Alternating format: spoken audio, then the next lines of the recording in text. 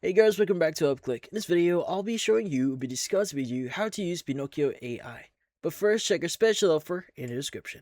So let's get started. So Pinokio is essentially is an amazing browser for the AI age. Now, but it's not a browser in a way that Chrome or Safari are. Now think of it more like an app store or the central hub that lets you install and run some of the most powerful AI tools in the world directly on your own computer. Now with just one click.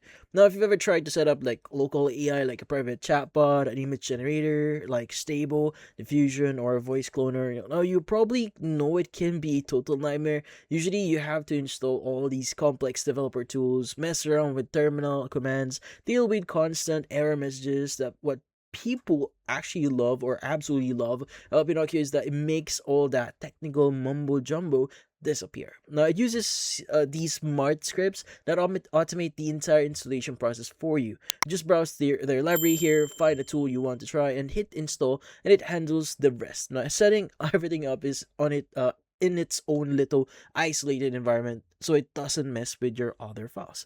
Now, the thing with this one is it's quite simple. So you just need to install the app. So typically by going to their website, pinokio.co here and clicking on download at the top right here, that should allow you to download the app. Now, since I'm using Windows, I'm going to use Windows here. Click on download for Windows.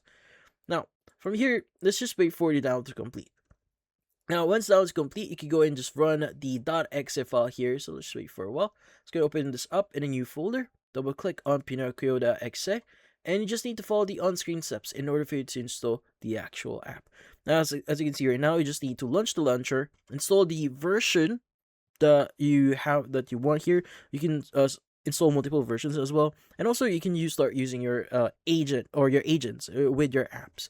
So just the idea, these are the apps that you could basically use inside Pinocchio. So you have Overword, Phosphine, Vox CPM. Let's go. You can go and just click on allow here if you want to make access, allow access here. And as you can see here now, there are going to be a lot more, as you can see right now. Now, from here, again, just follow the on-screen steps here. So you can go and choose your home, your theme here. I'm going to choose dark. Now, mode, desktop. Let's go and click on save. That's going to say search for jobs often break permission metadata. So please double check that the path isn't an exFAT here. So let's go and click on the select button. Now, you may need to restart your PC. So go ahead and just click on restart in order for you to start using Pinocchio. Now, once this actually opens up, you restart your PC, this is what it's going to look like. Now, it's going to look like some kind of browser here, but the great thing about this one, you have the options to explore. Now, if you click on Explore, you should be able to see different AI agents here, like for example, Overword, Phosphine, Vox CPM, and a lot more. So you can just click on it and just basically click on Install. Now, you can even follow this if you want to. Now, there are a lot of other things that you can do here. You can even log in, register, and even search for specific apps if you're looking for something specifically. Now, at the right side here, if you go to the main or the home page here, you have the option to see your local network if you want to log in, if you want to get assistance, logs if you want to check that, even checkpoints, screenshots, even the installed tools, just as in case if you installed something here, and even adjust a few settings here. But yeah, so that's about the basics that you need to know here in order for you to get started with using Pinocchio. And that's about it.